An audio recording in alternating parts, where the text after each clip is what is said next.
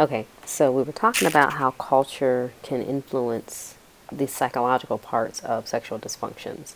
And now we were talking about men, and now that doesn't exclude women. Women can have sexual dysfunction as well. So there's female orgasmic disorder caused sort of by the same things that can happen with men, but also related to pelvic disorders, which is a little more relevant in women. Some of the same psychological things. So you tend to get more emphasis on relationship distress, and also kind of the anti-sexual upbringing is even stronger for women based on our cultural norms. And then vaginismus, and I may be saying that wrong, but it's involuntary vaginal spasms which make penile insertion difficult. And so that's primary psychological, and that's one of the interesting ones. So of all the ones we talked about, all of them have had physical and psychological components, and this one is purely psychological. And they kind of associate it with painful intercourse and associating intercourse with a lot of pain, and so there becomes a lot of tension and literally kind of making it impossible to have intercourse after that. And then you can kind of read the rest. Psychological influences: performance anxiety, the double standard, male female double standard, men being able to engage in sexual behavior more freely than women, which may encourage male sexuality, which can lead to performance anxiety, and also may discourage female sexuality, which may lead to some sexual issues as well.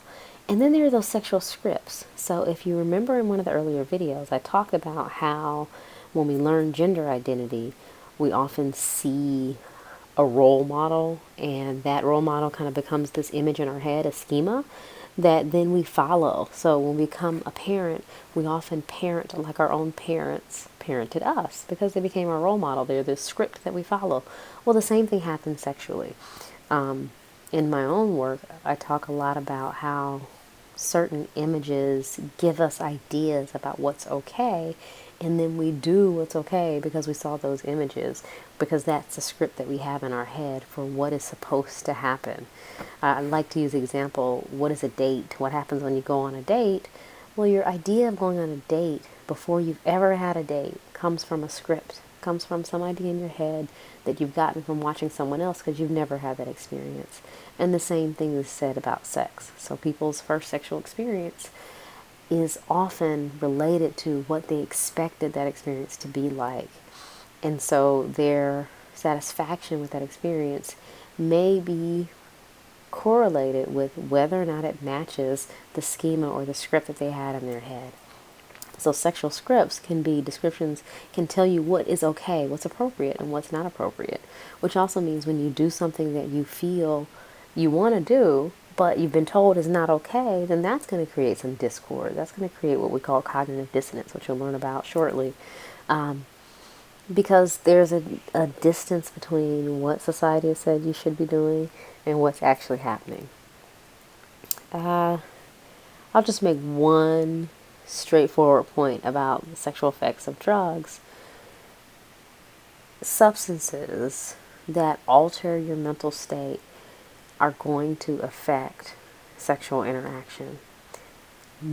Often, they're going to, in addition to increase the likelihood of sexual interaction in instances where you may not want to interact sexually or where you may have higher levels of kind of controls. So it leads to that disinhibition, which is why people like to party, drink, and then hook up with somebody.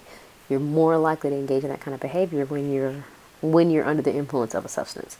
But in addition to increasing the likelihood of engaging in sex and also engaging in unprotected sex, it also affects the actual sex act itself. So using certain drugs can cause damage to your sex organs, can cause damage to your circulatory systems, can reduce the frequency of erections, reduce arousal, reduce lubrication. So it has a negative effect on sexual interaction, though people look at it as enhancing sexual interaction. Okay, and so when we go back to Masters and Johnson, what they looked at, once they looked at the physiological elements of sexual behaviors, they began to look at, okay, well, how can we work with people to address those sexual problems? And so they have 4 major principles that they use in their sex therapy program. focusing on the relationship and strengthening the relationship, making sure they investigated both the biological and psychosocial factors that might be affecting sexual interaction, emphasizing the cognitive factors, what's going on in your head, and then giving specific behavioral techniques that people could use to